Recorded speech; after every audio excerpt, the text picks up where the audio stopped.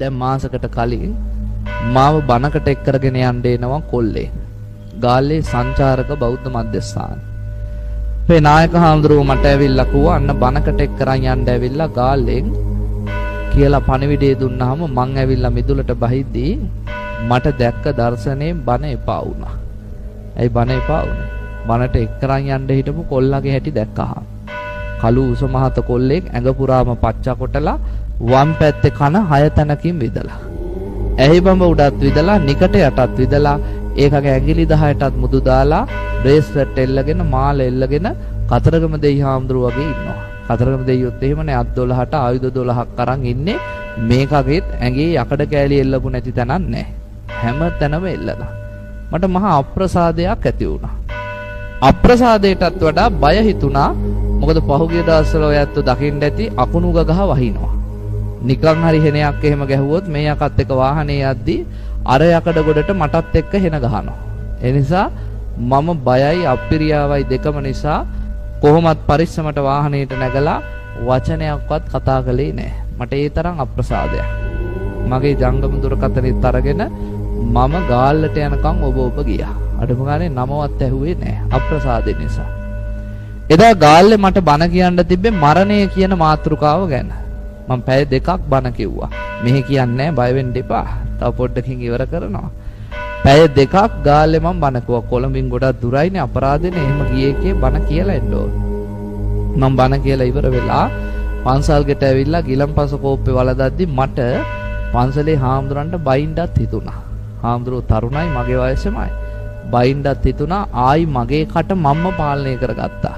මොකද අර කොල්ල එක්කම මං ආයි එන්න ඕනේ කොළඹ. නිකන් හරි මොනවා හරි කියලා කටවරද්ද ගත්තොත් මේක හයිවේ එකේ කොහෙට හරි යන්නොත් මමත් ඉවරයි.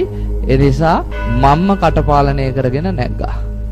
හයිවේ එකට වාහනේ දාපු ගමන් කොල්ලා මට කියනවා ස්වාමිනී බණ ටික හරිම සරලයි පැහැදිලි හරිම ලස්සනයි. මං ගොඩක් දේවල් ඉගෙන ගත්තා. ඔබ වහන්සේ හරි ලස්සනට බණ ටික කිව්වා. ස්වාමිනී පුළුවන් නම් සංයුත්ත නිකායේ කෝසල සංයුත්තේ අය්‍යකා කියලා සූත්‍රයක් තියෙනවා මරණය ගැන කියවෙන ඒකත් කියවන්න. මං හිත ඇතුලෙන් කල්පනා කළා මේක කොහොමද අය්‍යකා සූත්‍රය දන්නේ කියලා. ඒත් මං සද්දයක් නැහැ. තව විනාඩි 2ක් විතර ඉඳලා කොල්ලා කියනවා හාමුදුරනේ 550 ජාතක පොතේ උරග ජාතකය කියලා එකකුත් තියෙනවා. ඒකෙන් කියවෙන්නේත් මරණය ගැන. මං අහුව ඔහේ මහාන වෙලා හිටපු එකෙක්ද කියලා. අනේ නෑ හඳුරන්නේ මම මහාන වෙලා හිටපු කෙනෙක් නෙවෙයි මට අවුරුදු 29යි. මම මේ වෙනකොට 8 පාරක් ත්‍රිපිටකය සම්පූර්ණයෙන්ම කියවලා මේ දවස්වල 9 වෙනි පාරටත් ත්‍රිපිටකය කියවනවා. මං හැම පොයටම සිල් ගන්නවා. සෙනසුරාදාට දවස් වලට පන්සලේමයි. හාමුදුරනේ මම ව්‍යාපාර කරනවා. මට රෙදි කඩ 3ක් තියෙනවා. විවාහකයි දරුවෝ 3 දෙනෙකුත් ඉන්නවා. මම බොහොම සතුටින් හැමදේම සංවර කරගෙන ලස්සනට ධර්මයේ හැසිරෙනවා. ඒ නිසා හාමුදුරනේ මම බොහොම සතුටින් ඉන්න කෙනෙක්. මං හව ඔච්චර බන දන්න මිනිහා මොකද්ද මේ ඇඟට දීලා තියෙන වදේ කියලා. ඇයි ඒ ශරීරය දැක්කහම අපිට දුක හිතෙනවා. කොල්ලා කියනවා හාමුදුරනේ මං ගොඩක් කැත කළු කෙනෙක්. මිනිස්සු මගේ ශරීරයේ කැත දකින්න එක වළක්ව ගන්න ඕනේ වුණා. ඒ නිසා මං අවුරුදු 18 19 ඉඳගෙන පච්ච කෙටුවා, කරාබු දැම්මා, කොණ්ඩ පාට කරා, ඇඳුම් මෝස්තර වෙනස් කළා. පස්සේ මිනිස්සු ඕවා දිහා බලනවා මිසක් මන් දිහා බැලුවේ නැහැ. උන් බලන්නේ මගේ පච්චේ දිහා, මගේ කරාබුව දිහා, මගේ කොණ්ඩේ දිහා. එතකොට මගේ කැත වහ ගන්න මට පුළුවන් වුණා. දැන් තේරෙනවා මේව වැඩක් නැහැ කියලා. ගලවන්නත් පුළුවන්. හැබැයි මිනිස්සුන්ට දැකලා මාව පුරුදු මේ විදිහට. ඒ නිසා ඕනේ නැහැ හාමුදුරනේ ඉතුරු ටිකත් ওই විදිහටම දුවනවා.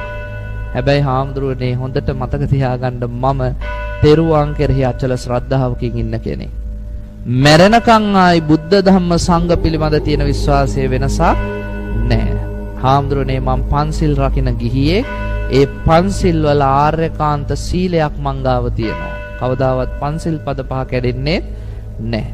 හාමුදුරනේ සෑම මොහොතකම මම පංච උපාදානස්කන්ධයේ අනිත්‍ය ස්වභාවය මෙනෙහි කරන කෙනෙක්. විදර්ශනාවට හිත නැඹුරු කරපු කෙනෙක්. හෙට මැරුණත් සුගතියේ හිත පිහිටවලා ජීවත් වෙන කෙනෙක්. ආ ජීවිතේ කොයි වෙලේද දන්නේ නැහැ හාමුදුරනේ. හැබැයි මං හෙට මැරුණත් සුගතියේ තමයි. නිවනට බොහොම ආසන්න ලස්සන මනුෂ්‍ය ජීවිතයක් ගෙවන මිනිහෙක් කියලා මට සන්තෝෂ වෙන්න පුළුවන් හාමුදුරනේ කියලා කිව්වා. මං කොල්ලගේ පිටට තට්ටු කරලා කිව්වා සහෝදරයා ඔයා මට බුදුහාමුදුරන්ගේ බණපදයක් ප්‍රායෝගිකව මේ වාහනේදී ගැන්නුවා කියලා. කොල්ල ඇහුවා මොකද්ද කියලා. මම කිව්වා බුදුහාමුදුරුව අපිට කියලා තියෙනවා නවන්න රූපේන නරෝ සුජානෝ. කවදාවත් මිනිහෙක්ව හැමේ පාටින් මූණේ පෙනුමෙන් මයින්ඩ් යන්න එපා කියලා. මං කෝ ඔයාවත් මං තේරුම් ගත්තේ වැරදි විදිහට. මම මේ වාහනේට නැග්ගෙත් අප්‍රසාදයෙන්. ඔයාට තේරෙන්නත් නැතුව ඇති මං ඔයා එක්ක වචනයක්වත් කතා කළේ නැහැ. හැබැයි බලන් ගියාම ඔයා ධර්ම භාණ්ඩාගාරයක් වගේ වටිනා මිනිහෙක් කියලා මං කිව්වා. කොල්ලා මාව මහ පන්සලට ගෙනල්ලා මගේ කකුල් දෙක අල්ලලා වැඳලා පිරිකර ටිකක් මේසෙ උඩින් තියලා මගෙන් අහනවා රහසක් තියනවා කියන්නද කියලා. මං කිව්වා කියන්න කියලා. හාමුදුරනේ මගේ ගම හලාවත මං උපතින් කතෝලික. මං බෞද්ධයෙක් නෙමෙයි. මං හාමුදුරනේ අවුරුදු 17 දී CD එකකින් බණ වගේක් අහනවා.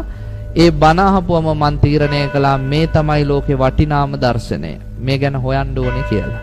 ඒ බණ අහපු හාමුදුරන්ගේ නමත් මං කියන්නම්. මේ ඇත්තෝ කවුරුත් දන්න ගංගොඩවිල සෝම හාමුදුරුවෝ. උන්වහන්සේගේ බණක් අහලලු කොල්ලා තීරණය කළේ මේ ධර්මය ගැන හෙවිය යුතුයි කියලා. හාමුදුරනේ මං පන්සල් වලට හොරෙන් ගියා. ගිහිල්ලා බණ අහගෙන හිටියා. හාමුදුරනේ මේ හාමුදුරුවෝ කියන එක අර හාමුදුරුවෝ වැරදි කියනවා. ඒ හාමුදුරුවෝ කියන එක මේ හාමුදුරුවෝ වැරදි කියනවා. මොකද්ද ඇත්ත නැත්ත කියලා තේරුම් ගන්න බැරි තැන මම නාවුයනේ ආරණ්‍ය සේනාසනයට ගිහිල්ලා එහෙ ස්වාමීන් වහන්සේ නමකගෙන් ඇහුවා. උන්වහන්සේ මට කිව්වා පුතේ ත්‍රිපිටකය කියවන්න. එතකොට සැබෑ ධර්මය හම්බ වෙයි කියලා. හාමුදුරනේ පළවෙනි පාර ත්‍රිපිටකය කියවද්දිම මට බුදුහාමුදුරුවෝ කියන්නේ කවුද කියලා තේරුණා.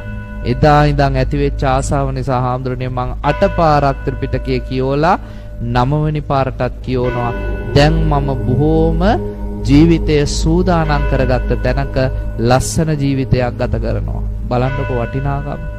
බිස්නස් උත් කරගෙන කසාද ජීවිතේත් ලස්සනට ගෙනහිල්ලා ළමයි 3 දෙනෙකුත් හදාගෙන මේ මීගමුව හලාවත පැත්තේ රෙදි කඩ 3කුත් කරගෙන බොහොම ලස්සනට ජීවිතෙත් ගොඩනගාගෙන සතුටින් ජීවත් වෙන මිනිස්සෙක්. බෞද්ධයන්ට ඇඬෙන්න ඕනේ නේද?